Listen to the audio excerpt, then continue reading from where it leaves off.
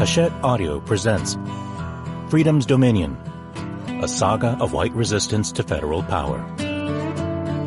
Written by Jefferson Cowie. Read by André Chapoy.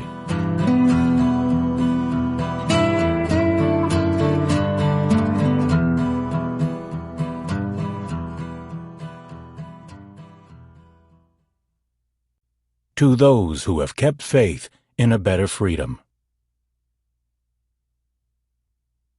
The great force of history comes from the fact that we carry it within us, are unconsciously controlled by it in many ways, and history is literally present in all that we do.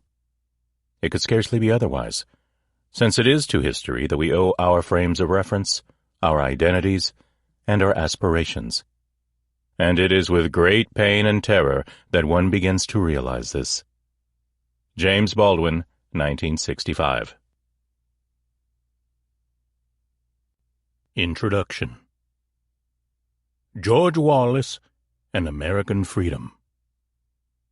George Wallace, ever proud and defiant, tightened his fighter's frame as he assumed the spot where Jefferson Davis was sworn in as President of the Confederacy over a century earlier.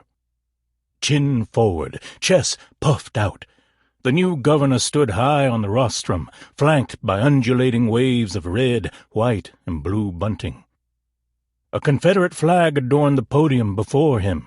When he began to speak, Wallace's lips curled around his famous cocksure Southern drawl, his vowels gliding and stretching toward some secret past. The new governor seemed to transcend time, a man as much from the 19th century as from the space age. January 14th, 1963 was the coldest day in almost any Alabamian's lifetime, and the fog of the governor's breath rose into the winter air. The man who would go on to become the firebrand of the modern conservative movement seemed to breathe history and exhale ghosts. The new governor began his infamous inaugural with an homage to the specifics of place, thanking the home folks of his native Barbour County for giving an anxious country boy a chance.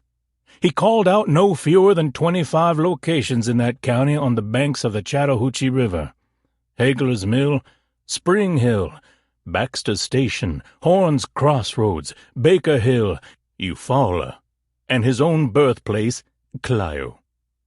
Like his audience, Wallace understood